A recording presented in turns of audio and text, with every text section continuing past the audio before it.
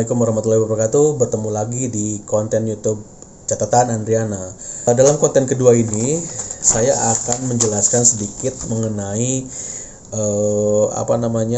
di YouTube konten sebelumnya kan kita bicara masalah kualifikasi dengan pendekatan V-model gitu ya. Nah, dalam kesempatan ini saya ingin menjelaskan sedikit tentang, contohnya sudah disebutkan sebelumnya di konten sebelumnya tentang water system. Jadi saya akan coba menjelaskan konsep kualifikasi water system dalam perspektif kualifikasi. Teman-teman udah pada tahu yang namanya kualifikasi air 3 fase, fase 1, fase 2, fase 3, benar. Kemudian teman-teman orang engineering tahu juga yang namanya mengkualifikasi itu ada 4 tahapan, DQ, EQ, OQ, dan PQ gitu ya. Jadi apa hubungannya fase 1, fase 2, fase 3 dengan 4 tahapan kualifikasi gitu loh. Nah, beberapa teman saya juga nanya, jadi kualifikasi air itu yang mana? Fase 1, fase 2, fase 3 atau 4 tahapan kualifikasi? Nggak usah bingung, 4 tahapan kualifikasi dengan 3 fase ini sama, karena kualifikasi air adalah suatu tahapan kualifikasi yang melakukan salah satu metodenya melakukan pendekatan 3 fase gitu ya. Nah, saya akan background sedikit mengenai kualifikasi air, bahwa yang namanya kualifikasi air itu ada yang namanya vendor domain, ada yang namanya quality domain, ada yang namanya user domain. Nah, vendor domain akan berbicara mengenai project life cycle tentang water system, akan berbicara mengenai validation master plan, akan berbicara mengenai yang namanya design qualification, akan berbicara mengenai yang namanya instalasi qualification gitu ya. Saya ambil contoh dalam konsep DQ, vendor atau user akan melakukan yang namanya user requirement certification, URS. Tolong tonton video saya sebelumnya. Kemudian ada juga yang namanya FDS, ada juga yang namanya DDS gitu ya. Itu dalam tahapan konsep design qualification. Nah, kemudian ada tahapan instalasi kualifikasi, tetap yang namanya water system ada yang namanya kualifikasi instalasi. Karena dalam tahapan kualifikasi instalasi itu kita akan mereview beberapa komponen gitu ya. Nah, setelah tahapan instalasi selesai, ada ditambahkan dalam air itu ada yang namanya saya ambil contoh welder qualification.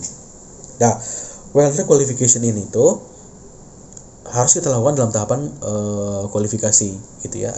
Dalam tahapan kualifikasi instalasi. Jadi bayangannya seperti ini. Teman-teman akan membuat suatu perusahaan ekspedisi. Nah, perusahaan ekspedisi ini tuh akan membutuhkan supir, benar nggak? Nah, pertanyaannya, kalau teman-teman sebagai HRD-nya di perusahaan ekspedisi tersebut, bagaimana cara merekrut supir? Otomatis teman-teman akan membuka lowongan, dibutuhkan supir dengan SIM A misalkan, dan berpengalaman menjadi supir selama 5 tahun gitu ya. Nah, jadi selain bukti bahwa dia punya license untuk welding, untuk seorang welder, teman-teman juga harus membuktikan pengalamannya. Bener nggak dia pengalaman gitu loh. Nah, konsepnya adalah dalam semua quality management system, entah itu quality management system yang ada di CPOB, yang ada di GMP, atau qualification management system yang ada di ISO misalkan seperti itu, semuanya biasanya mengadop kedua tuntutan terhadap personalia. Apa tuntutan terhadap personalia? Satu adalah kualifikasi, yang kedua adalah kompetensi. Nah, sehingga bagaimana cara melakukan welder qualification? Satu, teman-teman harus melihat dari kualifikasinya dulu, dari legal aspeknya dulu. Dia punya nggak license sebagai welder? Siapa yang mengeluarkan license itu? Apakah masih berlaku enggak license-nya itu? Sama kayak SIM punya masa berlakunya juga. Artinya license welder juga punya masa berlaku.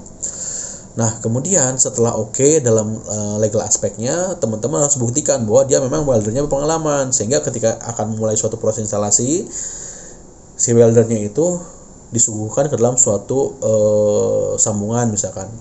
Oke, apakah dia bisa menyambung pipa-pipa stainless 316 apa tidak gitu misalkan ya. Kita buktikan apakah weldingnya bagus apa tidak, apakah weldingnya itu memenuhi syarat apa tidak. Kenapa harus dibuktikan? Karena mengelas pipa itu luar bisa tampak bagus, dalam belum tentu bagus gitu ya. Jadi artinya si welder ini harus berpengalaman terhadap pengelasan, terutama pengelasan orbital, misalkan orbital welding. Nah, itu highlight pertama untuk tahapan instalasi kualifikasi. Yang kedua adalah tahapan fasi-fasi.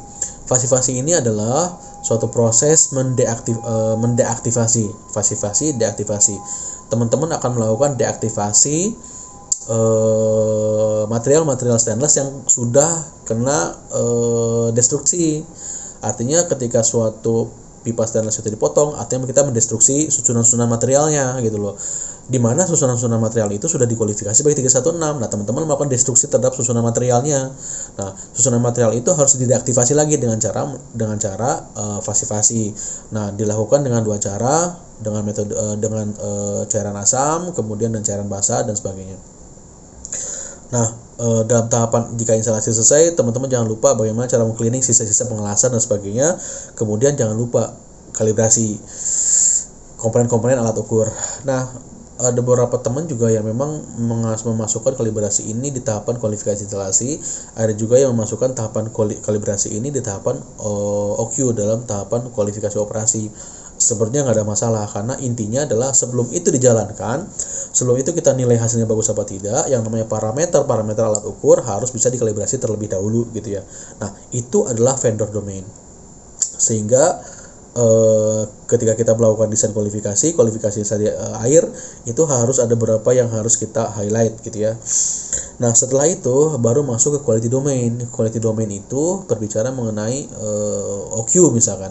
Nah, OQ ini dalam quality domain bisa kita setarakan dengan fase 1 gitu ya. Jadi artinya 4 tahapan kualifikasi, 3 tahapan fase kualifikasi air itu sebenarnya masuk gitu loh. Nah, fase 1 akan kita setarakan dengan OQ, dengan tahapan yang kualifikasi operasi. Nah, fase 1 ini akan bisa dilakukan selama 2-4 minggu. Kemudian fase 2 juga dilaksanakan 2-4 minggu. Lah, terus bedanya apa fase 1 sama fase 2? Kalau saya tanya sama beberapa teman gitu ya, kamu bisa nggak membedakan apa bedanya fase 1 sama fase 2? Yang ada teman-teman masih nyebut, apa dong Pak isinya fase 1 sama fase 2 gitu ya. Nah, fase 1 adalah kita harus mengestablish, kita harus menegakkan yang namanya parameter kritis gitu. Parameter kritisnya harus cukup bagus, bisa menghasilkan output yang bagus. Parameter kritisnya harus cukup konsisten menghasilkan suatu produk yang bagus gitu. Artinya apa? Dalam tahapan fase 1, teman-teman bisa melakukan perubahan parameter setting, parameter kritis dirubah, nggak ada masalah. Syaratnya adalah ketika fase 1 akan dinilai selama 2 minggu atau 4 minggu, 2 minggu sampai 4 minggu. Artinya 2 minggu sampai 4 minggu itu kondisi air yang dihasilkan itu sudah stabil, tidak boleh berubah sesuai dengan spesifikasi yang ditetapkan. Nah, apa bedanya dengan fase 2? Fase 2 hanya memverifikasi konsistensinya saja. Artinya ketika pada saat fase 2 tidak boleh ada lagi perubahan parameter setting. Nah, fase 2 kita berbicara masalah output yang dihasilkan. Apakah secara frekuensi lebih ketat itu bisa menghasilkan air yang bagus atau tidak? Teman-teman mengontrol tiap hari, secara periodik dan sebagainya selama 2-4 minggu gitu ya. Ketika ada perubahan parameter, gagal fase 2-nya, teman-teman harus lanjut lagi di fase 1.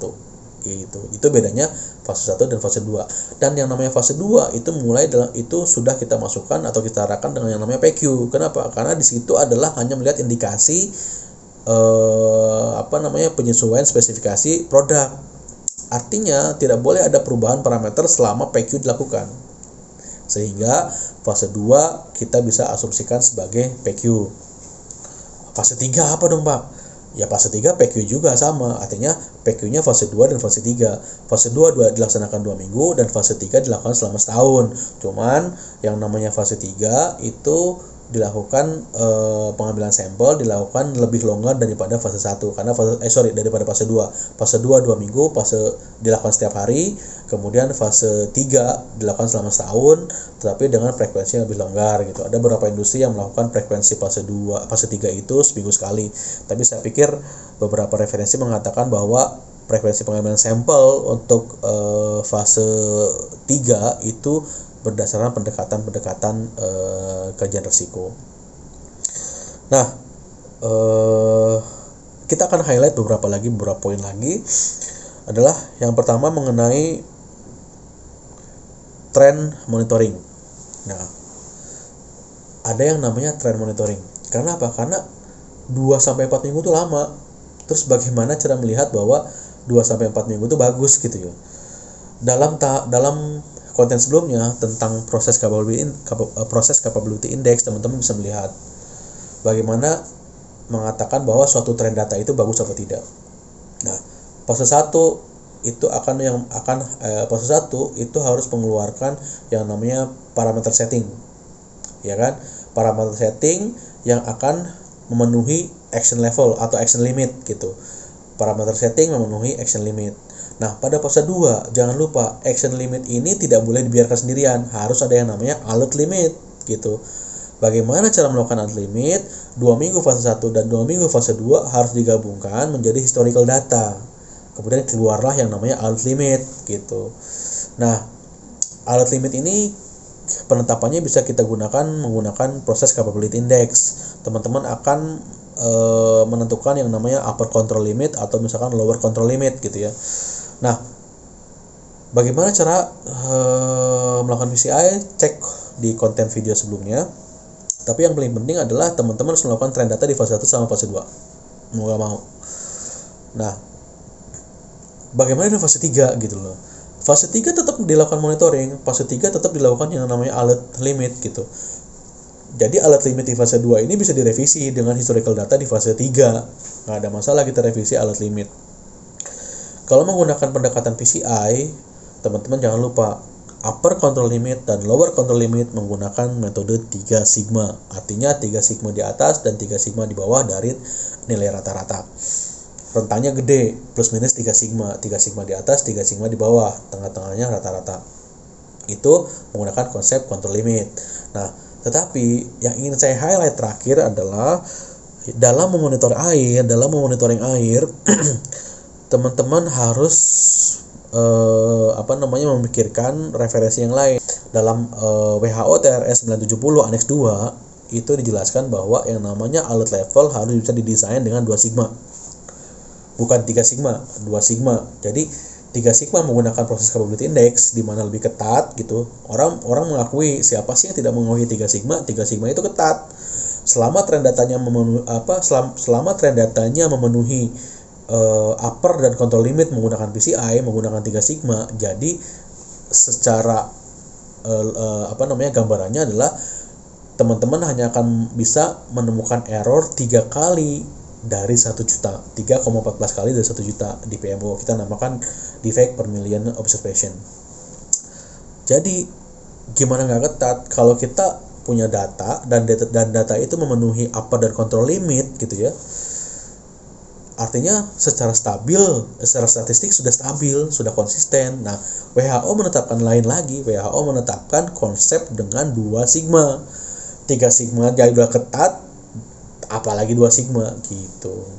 Nah, kenapa 2 sigma? Karena perubahan air itu bisa terjadi seiring waktu. Bisa cepat, bisa lama. Cepat harus langsung diketahui, lama harus dilihat dari trend monitoring. Kalau cepat, artinya itu harus bisa dicegah. Bagaimana? Dengan frekuensi pemeriksaan.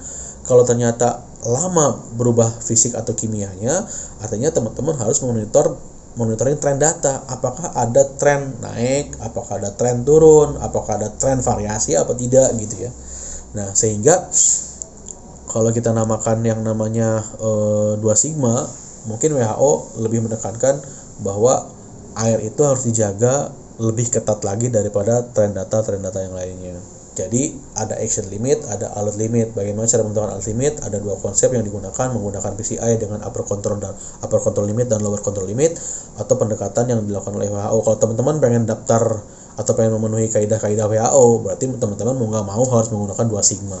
Beberapa auditor juga dari Badan POM juga mengatakan bahwa saya tidak mau 3 sigma, saya mau 2 sigma sesuai dengan WHO. Kalau udah gitu bagaimana? Jadi mau nggak mau harus membuat suatu trend monitoring dengan 2 sigma gitu.